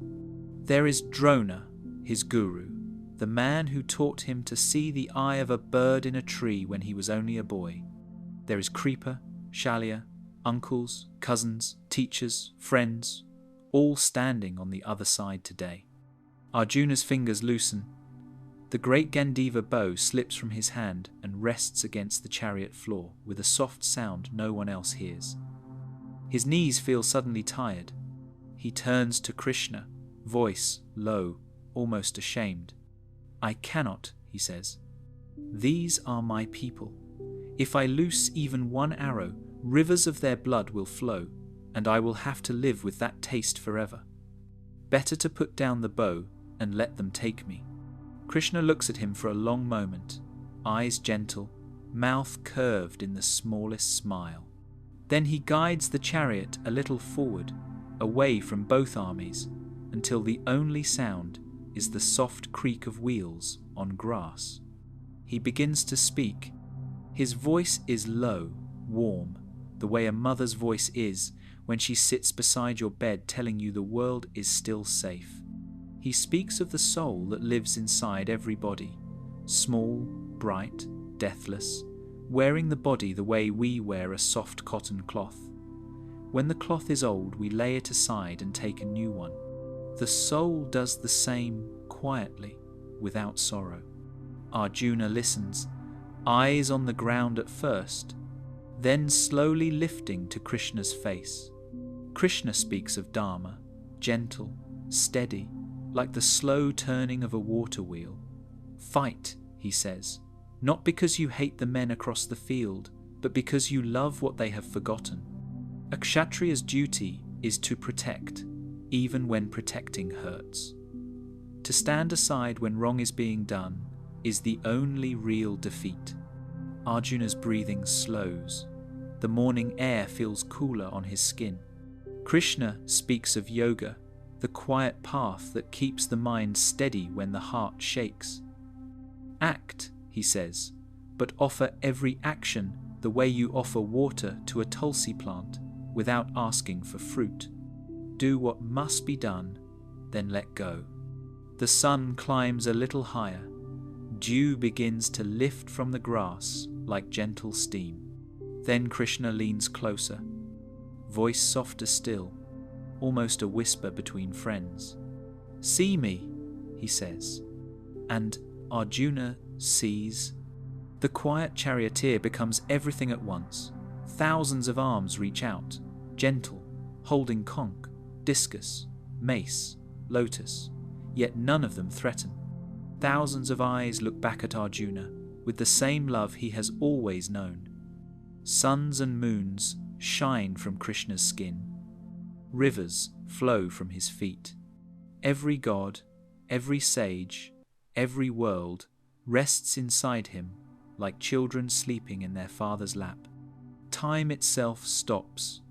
Arjuna's bow falls from trembling fingers again, but this time in wonder he folds his hands, voice small. "I see," he says, "I am ready." The vision folds gently back into the familiar dark face, the peacock feather, the quiet smile. Krishna lifts the reins again. The chariot turns, rolls slowly back between the waiting armies. Arjuna picks up Gandiva. His hands are steady now. He lifts the conch Devadatta to his lips and blows one clear, steady note that travels across the field like warm light. The war begins. Conches answer from every side. Panchajanya, Pondra, Anantavijaya, Sughosha, Manipushpaka, sounding together like distant temple bells, calling the world to wake. Arrows rise and fall, but the story we carry tonight is not of the arrows. It is of the song Krishna sang before the first one flew. 18 days pass on Kurukshetra, yet the song never ends. Every evening, when the fighting stops and the lamps are lit along both camps, Arjuna sits beside the small fire and remembers the words. Krishna sits across from him, adding wood when it grows low, smiling the same smile he wore the morning. Everything almost ended. Bhishma falls on his bed of arrows, smiling because he sees Krishna's face at the last moment. Drona lays down his bow when he hears his son is gone, and walks north without looking back. Karna fights with the sun on his shoulder until the wheel of his chariot sinks gently into the earth, and Arjuna's arrow finds the heart that was always too large for one lifetime. On the last day, only a few voices remain. Ashvatthama lifts the Brahmastra in anger. Arjuna lifts it in sorrow. The two weapons rise like small suns, ready to burn everything. Vyasa appears between them, voice calm, and both arrows fall back into their quivers like tired birds. Night comes, the field grows quiet, lamps burn low. Krishna drives the chariot away from the battlefield, wheels soft on the cooling grass. Arjuna sits beside him, bow across his lap, eyes on the rising moon. The song is finished, but its echo never leaves the heart that once heard it. Years later, when everything has ended and begun again, sages will gather under banyan trees and write the words down, 700 gentle verses, calling them the Bhagavad Gita, the Song of the Beloved. And wherever a tired heart sits beside still water at dusk, the same voice still speaks, low, warm, steady. You are not the body. You are not the sorrow. Do your duty, then let go. I am always here. The moon over Kurukshetra keeps the same gentle shape it wore that morning. The grass grows green again. The wind moves softly, carrying the faint sound of a conch no one is blowing. And somewhere, on a quiet chariot between two sleeping armies, a dark hand still holds the reins, a peacock feather still catches starlight, and the song goes on, soft, softer, forever. High above the quiet snows of Kailasha, where even the wind moves slowly, Parvati decides one morning that she would like to bathe without the world watching. The Ganas who guard her door are gentle, but they belong to Shiva, and she wants a guardian of her own. She takes a little turmeric paste from her own skin, warm and golden, mixes it with the oil she uses for her hair, and shapes a boy, small, perfect, smiling, even before his eyes open. She breathes on him once, soft as early light, and he stands up, folds his hands, and looks at her with eyes full of love. She names him Ganesha and tells him, "Stand here, let no one pass, not even your father." Ganesha nods, picks up a small staff that appears in his hand, and plants himself outside the door like a young tree that has decided exactly where it belongs. Shiva comes climbing the silver steps soon after, matted hair still wet from the Ganga, crescent moon shining gently. He smiles when he sees the boy, reaches out to touch his head the way he touches every child he meets. Ganesha lifts the staff, calm but firm. "My mother is bathing, no one may enter." Shiva laughs, low and warm, and tries to step around. Ganesha steps with him. The gainers laugh too, until they see that Shiva's laughter has turned quiet. The trident appears in Shiva's hand like moonlight made solid. The boy does not move. The fight is gentle in the telling, because everything on Kailasha is gentle in the end. Shiva's trident touches Ganesha's head once, soft as a father's hand, and the boy's body falls like a lotus petal, falling into still water. Parvati steps out, eyes wide, voice trembling. The mountain itself holds its breath. Shiva looks at the small body on the silver stones, then at Parvati's tears, and feels something he has never felt before. Regret, soft and heavy as early snow. He calls the Ganas. "Bring me the head of the first creature you find sleeping with its head toward the north." They fly north and find a young elephant calf asleep beside its mother under a kadamba tree. The mother has turned the calf gently so its head rests south, the way all good mothers do. The Ganas take the head of another elephant who sleeps alone, trunk curled like a question. They bring it back. Shiva places the elephant head on the boy's shoulders, smooth and careful. The way you place a lamp back on its stand after the wind has blown it over. He breathes once, the same breath Parvati used earlier, and Ganesha opens his eyes, larger now, gentler, shining with the same love he had before. Parvati lifts him into her arms. Shiva touches the curved trunk with one finger, and the boy laughs, a low, happy sound that makes the snow around them melt a little. From that day, every puja begins with Ganesha. Every journey pauses first at his feet. Every letter written, every house built, every quiet prayer whispered at dawn remembers the boy who stood at his mother's door and would not move. Years drift by like warm milk left in moonlight. In a quiet hermitage beside the gentle Ganges, the sage Vyasa wakes before dawn with the entire Mahabharata resting in his heart. 100,000 verses, heavy as mountains, sweet as rivers. He walks to the riverbank, offers water to the rising sun, and wonders how he will ever write it all before his body grows tired. He closes his eyes and asks for a scribe who will never pause, never sleep, never ask him to repeat a single word. Ganesha appears beside him, large and calm, Modaka sweet in one hand, Ankusha and Pasha in two others, the fourth hand already waiting for a pen. His trunk curls gently, eyes smiling. "I will write," he says, voice soft as evening. "But only if you never stop speaking." "Not for a breath," Vyasa bows low, "and you must understand every verse before you write it."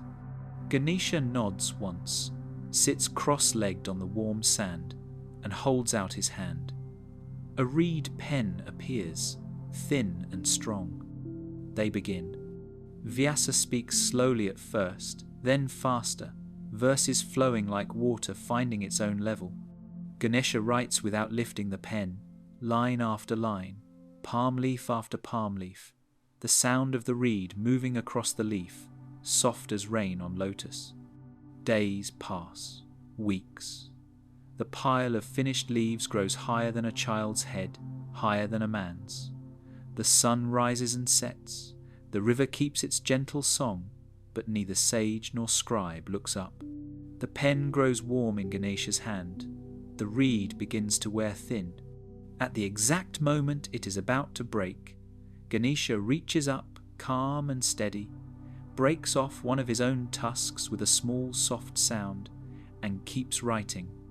The tusk becomes the strongest pen the world has ever known. Ink flows from it like moonlight from a broken jar. Verse after verse, chapter after chapter, the Mahabharata takes shape. 18 parvas, 100,000 shlokas, every war and every tear, every laugh and every quiet teaching. Vyasa never pauses. Ganesha never asks him to. When the last line is written, the sun is setting red and gold over the river, Vyasa stops speaking. Ganesha lays down the broken tusk, looks at the mountain of palm leaves, and smiles the same smile he wore the day he first opened his elephant eyes. The river flows on, carrying the scent of sandalwood and fresh ink. Somewhere, a small bell rings once, soft and clear. From that day, every story begins with Ganesha. Every wedding song, every baby's naming, every shop that opens its doors at dawn. People shape his gentle form from clay or turmeric, offer him madaka and durva grass, light a small lamp at his feet before they light any other. And every scribe, every poet, every child learning the first letter of the alphabet remembers the quiet sound of a tusk breaking, so the story would not stop. The palm leaves rest in peace now, bound together with soft thread carried from hermitage to hermitage by sages who walk barefoot and speak little.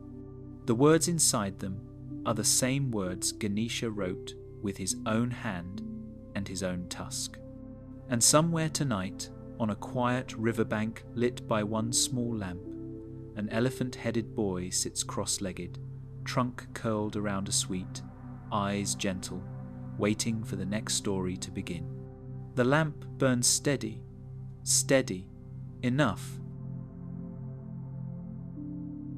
The worlds keep turning, slow and steady, the way a great water wheel turns under moonlight. Whenever the wheel tilts too far, whenever Dharma grows thin as old cloth, Vishnu opens his eyes on the ocean of milk, smiles at Lakshmi sitting at his feet, and steps down, quiet, calm, always in a new form.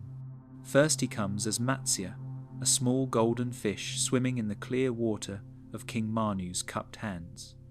Manu has just finished his morning bath when the fish speaks, voice soft as early light, "Keep me safe, and I will keep the world safe." Manu carries the fish home in a small clay pot, then a larger one, then a tank, then the river itself, because the fish grows faster than love when it is larger than mountains, horns shining like crescent moons. It tells Manu the flood is coming. A great boat is built of gentle wood.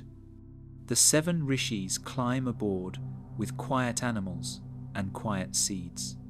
Matsya ties the boat to his horn with Vasuki as rope and pulls it through the dark water while singing the Vedas so no one is afraid. When the water settles, the boat rests on a quiet peak and the world begins again, fresh, clean, smelling of rain on warm earth. Time drifts on. He comes next as Kurma, the great tortoise whose shell is wide and calm as a dark moon. The gods and asuras stand on the shore of the ocean of milk, tired of being weak. Mandara mountain rests on Kurma's back, steady and cool. Vasuki coils around the mountain like a soft rope. They pull, slow, slow, and Kurma smiles beneath the weight because he has carried worlds before. 14 gentle gifts rise: the moon, Lakshmi, the Kaustuba jewel, the wish-giving cow, and finally Dhanvantari with the white pot of Amrita, the churning ends. The tortoise slips back into deep water, carrying the memory of every gift on his quiet shell. The earth sinks later, heavy with forests and rivers, and the pride of a demon named Hiranyaksha. Vishnu becomes Varaha, a boar with soft eyes and tusks curved like young moons. He dives into the waters that have swallowed everything, finds the earth trembling at the bottom, lifts her gently on one tusk the way a father lifts a sleeping child. Hiranyaksha follows, angry and loud. Varaha turns, touches him once with the tip of his tusk, and the demon drifts away like a bad dream at sunrise. The boar places the earth back in her proper place, smooths the mountains with his snout, and walks away, hooves leaving small pools that become sacred lakes. Pride rises again in Hiranyaksha's brother, Hiranyakashipu. He cannot be killed by man or beast, inside or outside, day or night.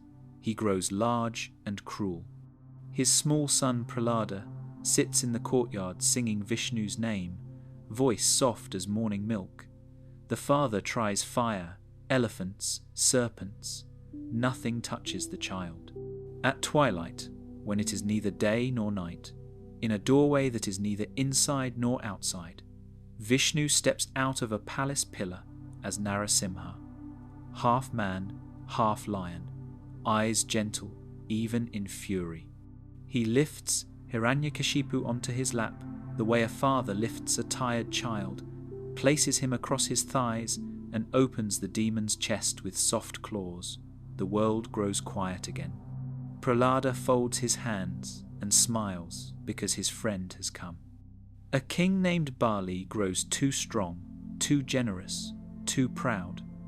He offers 3 steps of land to a small Brahmin boy who stands at his palace gate. The boy is Vamana, Vishnu in a simple form, sacred thread across his shoulder, umbrella made of lotus leaf. Bali pours water over the small hands to seal the gift. Vamana grows. 1 step covers earth, 1 step covers sky, and there is nowhere left for the 3rd. Bali bows low and offers his head. Vamana places 1 gentle foot on the king's back and sends him to the quiet lower worlds with a blessing instead of a curse. The foot leaves a mark that becomes the Ganga when it finally falls. Axe on his shoulder, eyes calm with necessary anger, Parashurama walks the earth 21 times, clearing the pride of Kshatriya kings who have forgotten how to protect. He fills 5 lakes with their blood, but the lakes are gentle in the telling, quiet, reflecting moonlight, lotuses growing on the surface again before the moon sets. Then comes Rama, the gentle prince of Ayodhya, bow in hand, Sita at his side, Lakshmana behind him. He keeps every promise, walks barefoot through forests, builds a bridge of stones that rise to meet his feet, brings Sita home from Lanka, and rules with a heart so steady that even the peacocks dance slowly. Later still, when the world is ready for play instead of war, he comes as Krishna, dark, smiling, flute under the Kadamba trees, lifting mountains, stealing butter, speaking the Gita on a battlefield where arrows wait like sleeping birds. When kings have forgotten kindness, he comes as Buddha under the Bodhi tree, eyes half closed, teaching the middle path so gently that even the wind learns not to harm a leaf. And one day, when the wheel has turned full circle and Dharma is only a whisper, he will come as Kalki on a white horse, sword bright as dawn, ending the age not with anger, but with the mercy of a new morning. 10 times he steps down. Matsya, Kurma, Varaha, Narasimha, Vamana, Parashurama, Rama, Krishna, Buddha, Kalki, each time wearing a different body, the way we wear different clothes for different seasons. Each time the same quiet promise. Whenever you forget how to be gentle, I will remember for you. The ocean of milk rocks Ananta, rocks Vishnu, rocks the closed lotus where the next avatar already dreams. Lakshmi sits at his feet, massaging them slowly, keeping the worlds warm. And on earth, whenever a child is born laughing, whenever a boat is saved in a storm, Whenever someone chooses kindness, when anger would be easier, the same gentle footstep is heard, soft, softer, walking beside us, always. The avatars keep coming, breathing, breathing. The night is very old now, older than rivers, older than the first lamp ever lit in a village courtyard. On Kailasha, the snow falls without sound, each flake catching moonlight before it settles. Inside a small cave, lit only by a single ghee lamp, Shiva sits alone, legs folded, eyes half closed, the Ganga sleeping quietly in his matted hair. He has been sitting like this for 1,000 years of Brahma, still, calm, breathing so slowly the mountain itself has learned the rhythm. Then something moves inside the stillness, not a thought, not a wish, only the gentle understanding that the time has come. Shiva rises. Parvati is sleeping nearby on a bed of soft kusha grass, one hand tucked beneath her cheek. Nandi lies outside the cave door, white as moonlight, head on his paws. They do not wake. The Ganas stand farther down the slope, tridents lowered, eyes shining with quiet joy because they feel the air change. Shiva walks barefoot to the silver clearing, where the ground is always smooth and cool. The crescent moon in his hair brightens a little, as if it has been waiting too. He lifts the small Damaru drum in his right hand, the one that has never sounded since the last great night, and strikes it once. The sound is soft at first, like distant temple bells heard across still water. Then it grows, steady, warm, impossible to turn away from. He begins to dance. One foot lifts, slow, slow, then comes down. The earth answers with a gentle tremor that travels all the way to the quiet ocean of milk. Vishnu turns over on Ananta's coils and smiles in his sleep. Brahma opens 2 of his 4 eyes on the lotus and nods once. Shiva's arms unfold. 2, then 4, then 10, then more than anyone can count, each hand holding something gentle. The Damaru that keeps the rhythm of creation, the small flame that warms instead of burns, the trident that points to earth, sky, and the quiet space between. The 4th hand is raised, palm forward, fingers curved. Fear not. The dance is the Tandava, but tonight it is soft, the Lasya side of the great dance, full of grace instead of storm. A circle of pale fire appears around him, not hot, only warm, the colour of early dawn seen through mist. Inside the circle, the ground becomes golden sand from the banks of every sacred river that ever flowed. Ganesha stands at the edge, trunk curled, eyes shining. Vishnu appears beside him, 4 arms folded, smiling the same smile he wore the day he measured the worlds with 3 small steps. Brahma sits quietly on his lotus, watching with all 4 faces calm. The drum beats, slow, slow, faster now, yet never hurried. Shiva's foot lifts again and comes down. Old worlds begin to loosen, the way old cloth loosens when it is time for a new one. Mountains that have grown proud sink gently back into the earth like tired children into their beds. Rivers that have forgotten their songs grow quiet and wait. Forests fold their leaves the way hands fold in prayer. Yet nothing is lost, everything only rests. His left foot rises, the foot that destroys, and the small flame in his palm grows brighter. Cities that have grown too heavy drift apart like rafts of lotus leaves after rain. Kings who have forgotten kindness lay down their crowns without sorrow. Even the stars grow dim, not from ending, but from closing their eyes for a moment. The drum keeps the rhythm, steady, warm, loving. Shiva spins now, hair flying loose, Ganga waking in the locks and laughing softly because she loves this dance more than any other. The serpents around his arms sway in time, hoods lowered, eyes gentle. The tiger skin around his waist moves like warm water.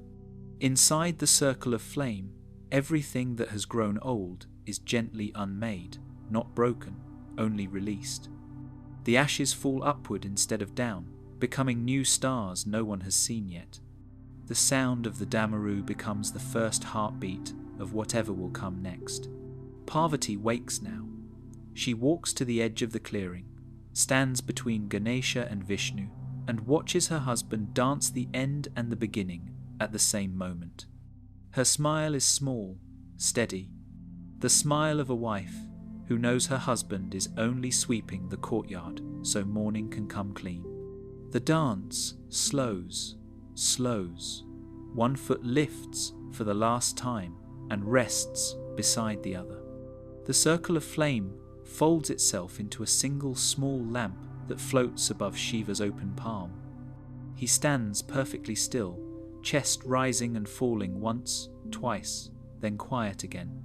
The Damaru is silent. The trident rests against his shoulder like a staff after a long walk. Everything is gone, and everything is still here. The snow begins to fall again on Kailasha, soft as forgiveness.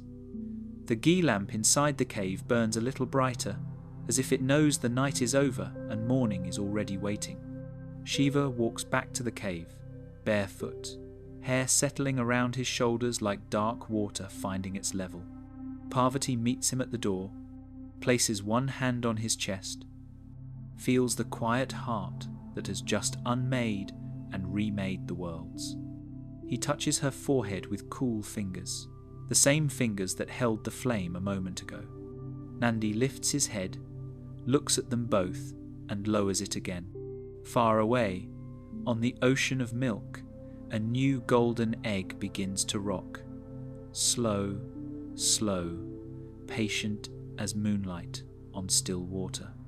And Shiva sits once more, legs folded, eyes half closed, breathing so gently the mountain itself falls asleep in his lap. The night of the great dance is finished and only just beginning. The lamp keeps burning, steady, enough. The great night of Shiva's dance has settled into quiet again. The circle of flame has folded itself back into the single small lamp that always burns on Kailasha. Snow falls without sound, and the mountain sleeps in Shiva's lap like a child who has been carried home after a long evening of stories. Far below, on the ocean of milk that never truly sleeps, a new golden egg rocks, slow, the way a boat rocks when the lake has forgotten every shore. Inside Hiranyagarbha, everything is already waiting. The lotus, the 4 quiet faces of Brahma, the 10 gentle forms of Vishnu, the soft smile of Shiva who has just closed his eyes again. The wheel has turned full circle. A new kalpa begins, soft as the first breath after deep sleep. Brahma opens his eyes inside the egg. The lotus opens its pink and gold petals, and the same warm light that once filled the darkness begins to spill out again. Gentle, patient, certain. The Saptarishi appear once more around the lotus, beards already white with wisdom they have not yet earned. The 4 Kumaras laugh quietly on the petals, small boys who will never grow old. Saraswati sits beside Brahma, Veena resting in her arms, though she has not yet played. Lakshmi rises from the waters, lotus in her hand, ready to keep every home warm. Everything happens exactly as it happened before, and not the same at all. New rivers will find new beds. New forests will learn the sound of peacocks. New children will wake in new villages and run barefoot to the river at dawn, offering water to a sun that feels like the first sun ever made. The avatars will step down again when the time is right. Matsya will save Manu's boat. Kurma will carry Mandara on his calm back. Varaha will lift the earth on his gentle tusk. Narasimha will step out of a pillar at twilight. Vamana will measure the worlds with 3 small steps. Parashurama will walk with his axe. Rama will string his bow in Mithila. Krishna will steal butter under Vrindavan's moon. Buddha will sit beneath the Bodhi tree, and one day, when the age has grown very tired, Kalki will ride a white horse across a quiet morning. Ganga will fall again through Shiva's hair, softened into 1,000 gentle streams. Sita will walk into her mother's arms and leave only a strand of hair shining on the palace floor. Markandeya will hug the lingam and sing the mantra that keeps death standing politely outside. Ganesha will break his tusk so the Mahabharata can finish without pausing for breath. Every story we have carried tonight will happen again, in new voices, under new skies, with new children listening wide-eyed under the same old banyan tree. The 4 yugas will turn like slow seasons. Satya first, golden and quiet, when truth walks on 4 gentle legs. Treta next, when truth stands on 3. Dvapara, when it stands on 2 and people learn to argue. Kali, when truth stands on 1 thin leg and the world grows loud and hurried until Shiva lifts his foot again and the drum sounds soft across the snows of Kailasha. Then everything folds, quiet and warm, back into the golden egg that waits on the ocean of milk. And nothing is ever lost. The lamp that burned in Dasharatha's palace still burns in some courtyard tonight. The flute Krishna played under the Kadamba tree still sounds in some village lane when a cowherd boy tries his first 3 notes. The arrow Rama loosed across the sea to Lanka still flies in the heart of every promise kept against impossible odds. The wheel is never cruel. It only turns, carrying everything home. On the quiet shore where the Sarayu meets the Ganga meets the unseen Saraswati, 3 rivers become one for a moment every year. Pilgrims stand ankle deep in the cool water and feel the same gentle current that carried Rama, Lakshmana, Bharata and Shatrughna on their last morning. They close their eyes and the water feels like a mother's hand on the forehead, warm, safe, familiar. And somewhere a small boy is born tonight with a peacock feather already waiting in his hair. Somewhere a girl with river-cool eyes will grow up to plant tulsi outside a forest hut. Somewhere a sage will wake before dawn with 100,000 verses resting in his heart. And an elephant-headed scribe will appear smiling, ready to break a tusk so the story will not stop. The golden egg rocks, rocks, patient as moonlight on still water. Brahma dreams inside it. Vishnu dreams on Ananta's coils. Shiva dreams with Parvati's head on his shoulder, and Ganesha curled at their feet like a small white elephant calf. The Trimurti breathe together, in, hold, out, in, hold, out. The same slow breathing that moves every heart listening to this story tonight. Nothing truly ends. Nothing truly begins. Only the quiet turning, the gentle rocking, the soft opening of lotuses that have never forgotten how to open. The wheel keeps turning, breathing, breathing. And tomorrow, under tomorrow's quiet stars, the first hymn will rise again from some village courtyard. The first lamp will be lit. The first butter will be stolen. The first promise will be kept. The stories wait, patient as rivers, warm as milk left in moonlight. They wait for new voices, new ears, new hearts that will beat a little faster when they hear the old words spoken softly in the dark. The golden egg rocks, rocks, ready. The lotus waits inside, pink at the edges, gold at the heart. And everything, everything is still held in the same gentle warmth it came from. The wheel turns home.